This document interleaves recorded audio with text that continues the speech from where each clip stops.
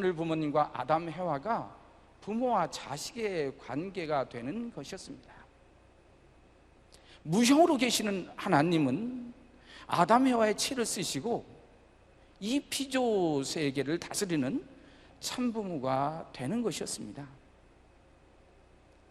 그러나 인간 시조 아담과 해와는 성장기에 따먹지 말라고 한 그 계명을 어기고 그 꿈을 상실하고 말았죠. 인류는 타락으로 인해서 근본 부모를 잃고 죄악과 고통에서 신음하는 세계가 되어버리고 말았습니다. 본연의 부모를 잃어버린 채 방황하는 고아가 된 것입니다. 여러분, 자녀를 잃고 고통에 빠진 부모를 상상해 보십시오. 여러분들이 여러분들의 자녀를 잃어버렸다고 한번 생각해 보십시오. 그러면 부모로서 무슨 짓이든 다 할 것입니다. 여러분들, 하나님이 하늘 부모인 이유는 뭡니까?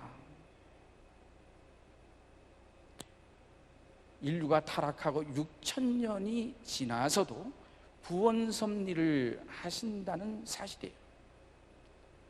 성경에는 하나님은 전지전능하사 못할 것이 없는 그런 분으로 우리는 알고 있습니다. 그런 전지전능한 분이 어찌 6,000년이 걸린 지금에서도 구원 섭리를 지속하십니까? 아니, 모든 사람을 멸하고 새롭게 창조할 수 있는 능력을 가진 하나님께서 어찌해서 그 구원 섭리를 6,000년 동안 참아올 수가 있었을까요?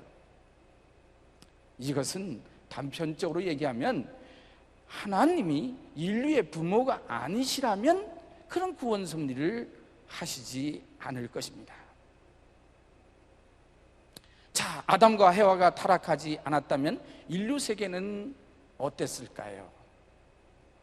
하나님을 중심한 가정, 사회, 국가, 세계, 천주로 확장되는 천국의 이상향을 이뤘을 것입니다. 문선명 한학자 총재님 양이분은 하늘 부모님의 본연의 꿈을 너무도 잘 아시는 분이십니다.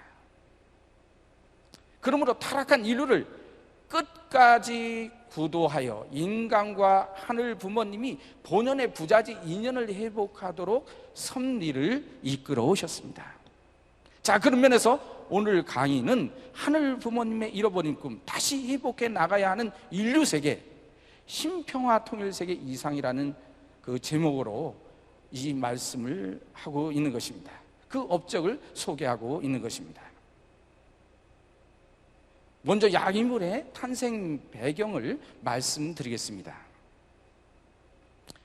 문선명 총재님을 먼저 소개하자면 1920년 1월 6일 평안북도 정주군 덕원면 상사리 2221번지에서 13남매 중 차남으로 탄생을 하셨습니다. 문 총재님의 가문은 아주 조상대대로 내려오는 전통이 있습니다. 제가 선악 역사 편찬원에 있으면서 많은 분들을 인터뷰를 했어요. 그때 문 총재님의 가문의 사촌, 육촌 뭐 이런 분들을 많이 인터뷰를 하면서 공통적으로 느끼는 것이 있었습니다. 그 조상대대로 내려오는 그 전통이 있는데 바로 가난한 자, 배고픈 자를 구휼하는 구휼의 전통이 내려오고 있었습니다. 여러분들 잘 아시는 문선명 총재님의 자서전 평화를 사랑하는 세계인으로라고 하는 그 자서전을 보면 첫 장이 뭘 다 시작을 하죠?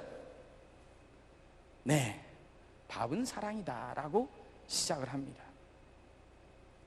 이미 계속해서 그 조상 대대로 어려운 사람들을 구휼해 온 육적인 구원을 그 가문에서 많은 사람들을 돕는 그런 역할을 해왔다라고 하는 사실입니다.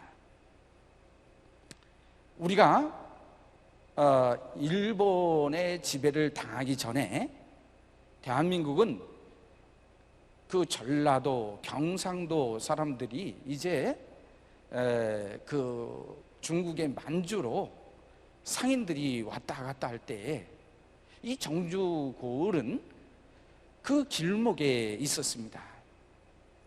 그래서 제가 인터뷰를 해보니까 그 사람들이 갈 곳이 없었을 때 이 마을에서 유숙할 수 있는 집이 어디냐고 물으면 반드시 문총재님 집을 가리켜서 거기를 꼭 가라고 이야기를 한다고 합니다. 그렇게 상인들이든 어려운 사람이든 겨울에 참 그 당시에 먹을 것이 없어서 굶어 죽는 사람들이 많았는데 그 구휼의 전통을 가지고 많은 이웃을 돕고 사셨던 배경이 있습니다. 그래서 어떤 면에서는 문선명 총재님의 가장 큰 가르침이 위하여 살라라고 하는 그 말씀이 그런 전통에서 나오지 않았나 저는 생각을 해보게 됩니다. 그래서 항상 어려운 사람에게 음식을 대접하고 나눠주던 정족굴에서 소문난 집이었습니다. 문 총재님이 태어나던 때는 1차 세계대전이 종전이 되고 아주 암울한 시기였습니다. 세계적으로 보나 대한민국의 입장에서도 정치적으로 갈피를 못 잡았습니다. 이 나라를 어떻게 이끌어 가야 될지 지도자들이 방황할 수밖에 없었던 시기였죠. 더욱이 대한민국은 일제에 의해서 강점을 당해서 10년째를 맞고 있었던 상황이었습니다. 이때 1919년 우리가 다 아는 유관순 열사가 대한민국은 죽지 않고 살아있다라고 하는 입장에서 3.1 독립운동을 세계 만방에 소문나게 펼치게 됩니다. 대한민국은 일본의 지배를 받아서 나라를 잃었지만 이 독립운동을 하는 기간만큼은 대한민국은 살아 있었던 것이죠. 이때에 우연치 않게 하늘 부모님은 문선명 총재님을 이 땅에 잉태하게 하셨습니다. 이때 대한민국의 사람들은, 종교인들은 특히 나라를 빼앗겼는데도 불구하고 희망을 잃지 않았습니다. 우리나라를 구해줄 정도령이 올 것이고 미륵불이 환생할 것이므로 우리나라는 지금 고통과 시름에 잠겨 있지만 반드시 하나님이 우리나라를 보호하사 재림 주님을 보내줄 것이라고 하는 대망 사상이 뜨거웠습니다. 어린 시절부터 범상치 않았던 문선명 총재님은 많은 종교인을 만나게 됩니다. 그들과 대화를 나누면서 그들이 한결같이 질문하는 내용이 있었어요. 그게 뭐냐면 신은 과연 존재하는가? 인간은 어디로부터 와서 어디로 가는가? 영계는 존재하고 천국과 지옥은 있는가? 그런 궁극적인 질문들을 많은 교주들이 하게 됩니다. 문 총재님은 어린 시절부터 하늘 앞에 기도했던 분이기 때문에 이 느낌을 가지고 이제 이 사람들에게 질문하는 이 궁극적 질문에 대해서 내가 답을 줘야 되겠다라고 생각하시고 매일 그 인근에 있었던 묘두산에 올라가서 기도를 하셨습니다. 그러던 중 16세 되던 때 1935년 4월 17일 하나님으로부터 음성을 듣게 됩니다. 그 내용입니다. 인류의 참부모로 하늘의 인침을 받은 본인 부부는 타락의 혈통으로 태어나 부모 없는 고아로서 수천 수만 년을 방하고 있는 인류를 구해 함께 데리고 들어오라고 하는 하늘의 지상 명령을 받았습니다. 하늘은 1000명을 문선명 총재님에게 주게 됩니다. 인류를 구해서 데려오라고. 그리고 하늘의 계시 이후에 바로 예수님이 등장하게 됩니다. 예수님이 문선명 총재님의 손을 잡고 말씀하십니다. 내가 이루지 못한 사명을 당신이 꼭 이루어 주십시오. 아주 간곡한 당부였습니다. 이때부터 매일같이 문총재님은 깊은 기도와 정성 가운데 하늘이 주신 사명을 이루기 위한 치열한 생애를 사시게 됩니다.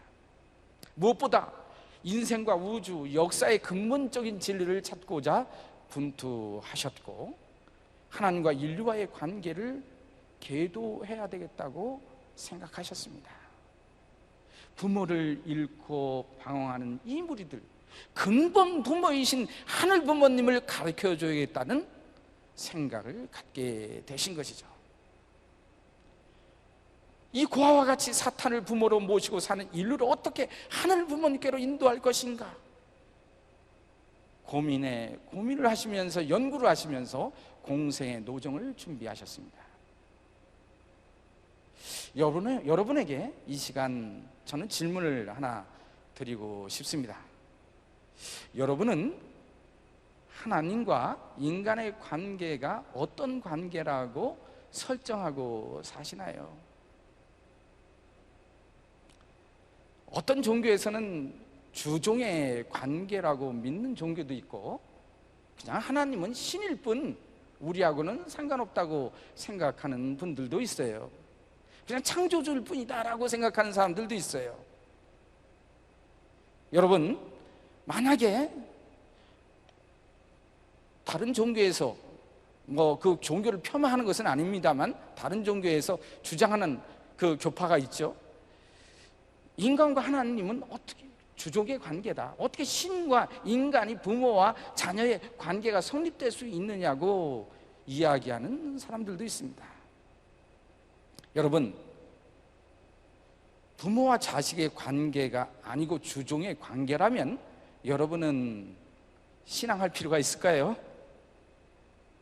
종은 아무리 노력을 해도 그 종의 자리를 벗어날 수가 없어요.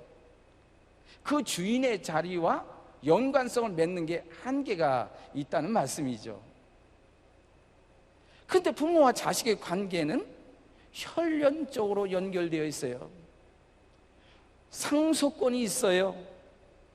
동참권이 있어요. 동의권이 있지요.